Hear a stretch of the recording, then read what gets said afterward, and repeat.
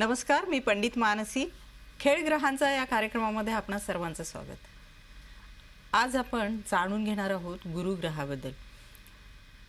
गेली वर्षभर 2014 जून ते 2015 जुलैपर्यंत गुरु हा कर्क राशीमध्ये, हाच गुरु 2015 जुलै म्हणजे 15 जुलै 2015 रोजी 6:26 सकाळी सिंह राशीमध्ये प्रवेश करत आहे. सिंह राशी म्हणजे राजराशी, रवी ग्रहाची राशी.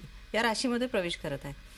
गुरु हा ज्ञानाचा कारक आहे आणि हा गुरु त्याच्या उच्च राशीमध्ये कर्केमध्ये गेली वर्षभर होता. गुरुच्या स्वराशी म्हणजे धनु आणि मीन आहेत आणि गुरु हा कर्केमध्ये उच्चीचा बनतो.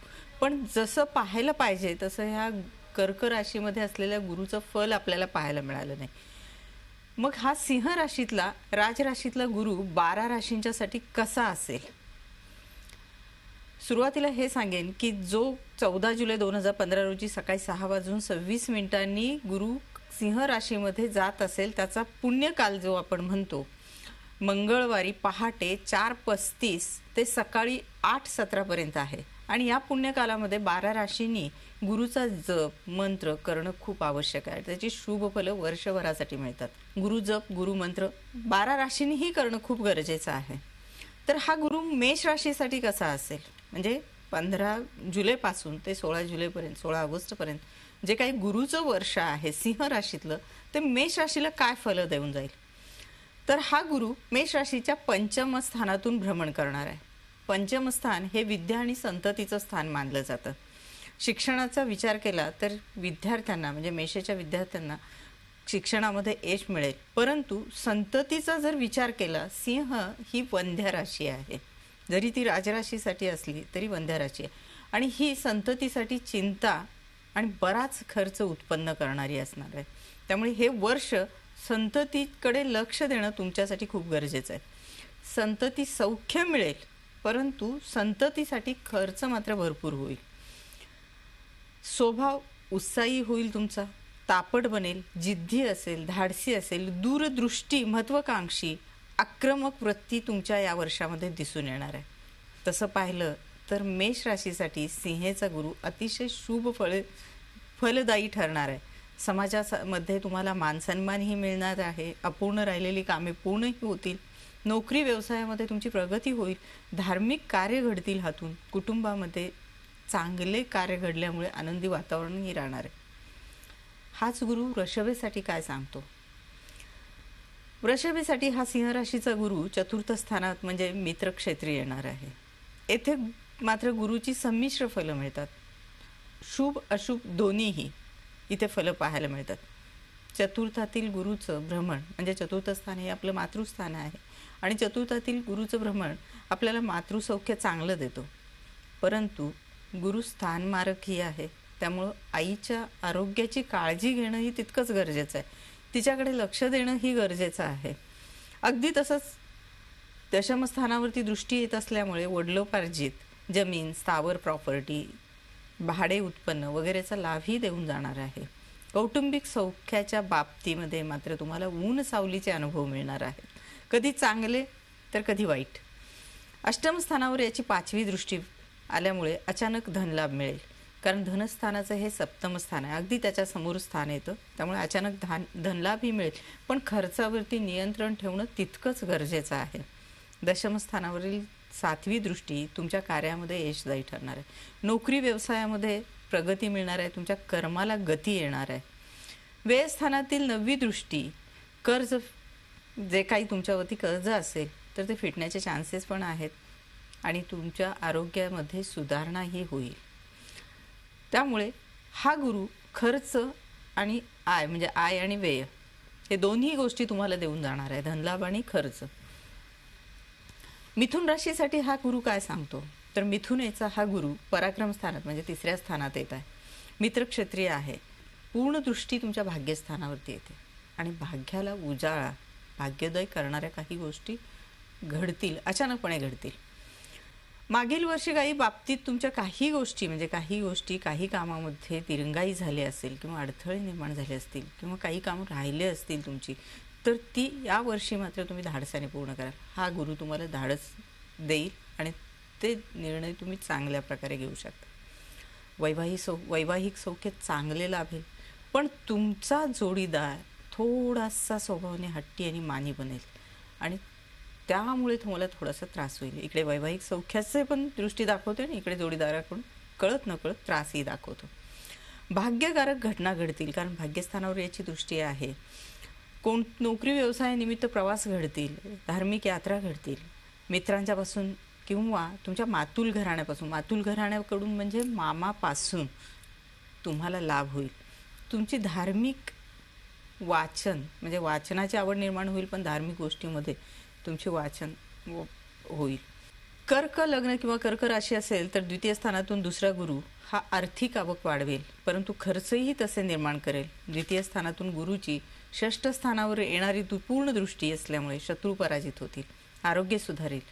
एकंदरीत षष्ठ स्थानी अशुभ फले मिळत नाहीत, परंतु द्वितीय स्थानामध्ये वाणी स्थानामध्ये हा गुरु येत असल्यामुळे तर्कशास्त्र, धर्मशास्त्र किंवा बोलण्यामध्ये गोडवा आणि स्पष्ट वक्तेपणा दिसून येईल. सिंहेतला हा गुरु स्वराशीत येत आहे, त्यामुळे भाग्यशाली शुभ फले देऊन जाणार आहे. अग्नितत्वाची राजशाही राशी येथे गुरु तुम्हाला नावलौकिक आणि कीर्ती प्राप्त करून देईल. यशाची, मानाची तुम्ही एक एक पायरी चढत जाल.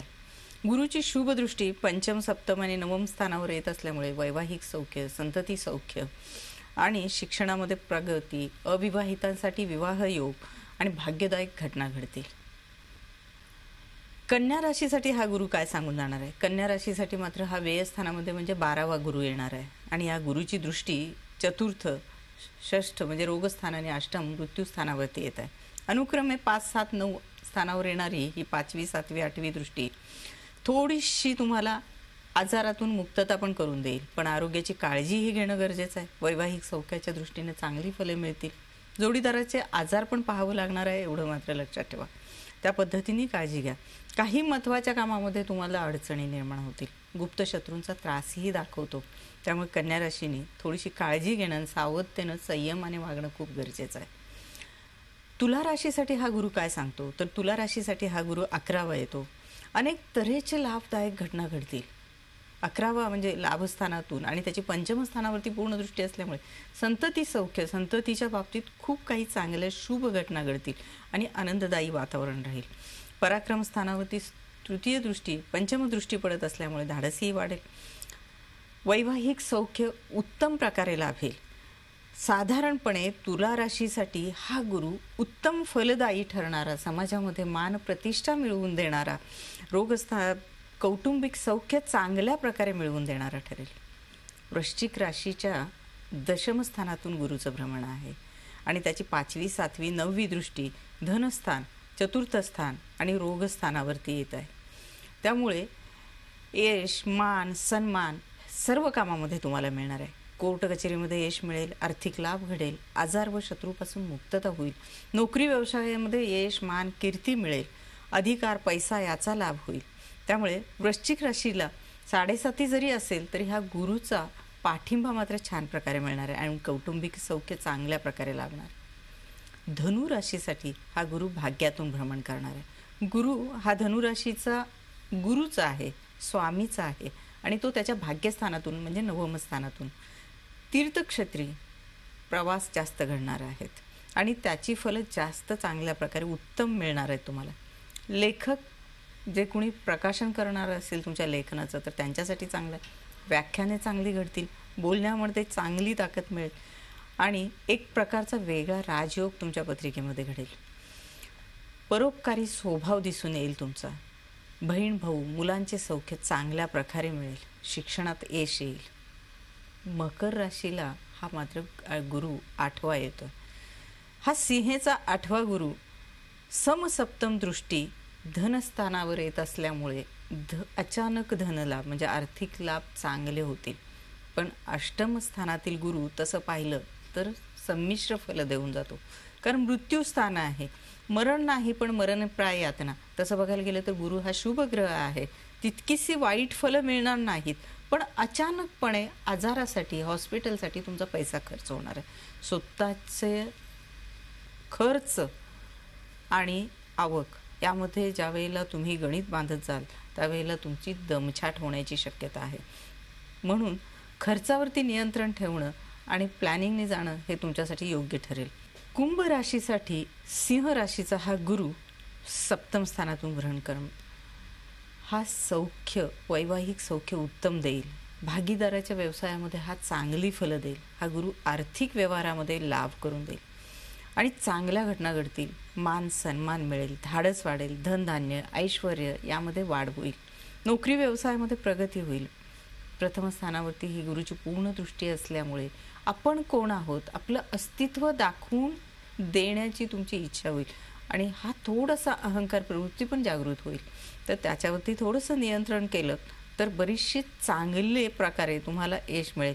बहीण भावांचं सहकार्य मिळेल. वैवाहिक सौख्यही चांगलं मिळेल.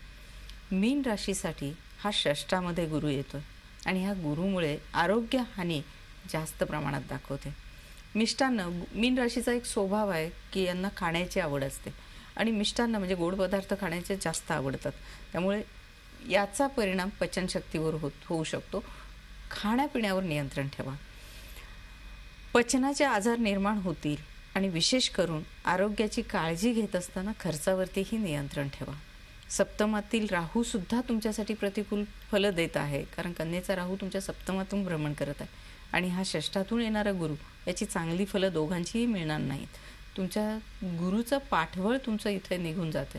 त्यामुळे मीन राशीच्या लोकांनी लाभ आणि खर्च याचं गणित व्यवस्थित जुळवणं गरजेचं आहे. षष्ठातील गुरु कधीकधी व्यवसाय नोकरीसाठी हानिकारक ठरतो. त्यामुळे कोणताही निर्णय घेत असताना विचारपूर्वक घ्या. हा 12 राशी झाल्या की हा गुरु तुम्हाला 2015 जुलैपासून येणाऱ्या 2016च्या ऑगस्टपर्यंत 1 वर्षासाठी हा गुरु येतो. पण हा गुरु जो आहे तो तुम्हाला जशी चांगली फलं मिळवून देणार आहे तशी काही राशींना संमिश्र फलंही देतो, कारण गुरुच्या चतुर्थामध्ये शनी आहे. वृषभ, सिंह, वृश्चिक आणि कुंभ या राशी केंद्रात येत असल्यामुळे या राशींना यांची फलं बऱ्याच अंशी चांगली मिळणार नाहीत. आपण कर्केच्या गुरुची फलं बघितलीत, स्वराशीचं असून सुद्धा चांगली मिळाली नाहीत. पण राजराशी सिंह राशीची फलं बऱ्याच अंशी चांगली मिळत असून सुद्धा या 4 राशींना चांगली फलं मिळणार नाही. आज आपण इथेच थांबूया. अशाच वेगवेगळ्या विषयावरती अशाच चर्चा चालू राहणार आहेत. तोपर्यंत खेळ ग्रहांचा या कार्यक्रमामध्ये पंडित मानसीचा नमस्कार. झी 24 तास रहा एक पाऊल पुढे.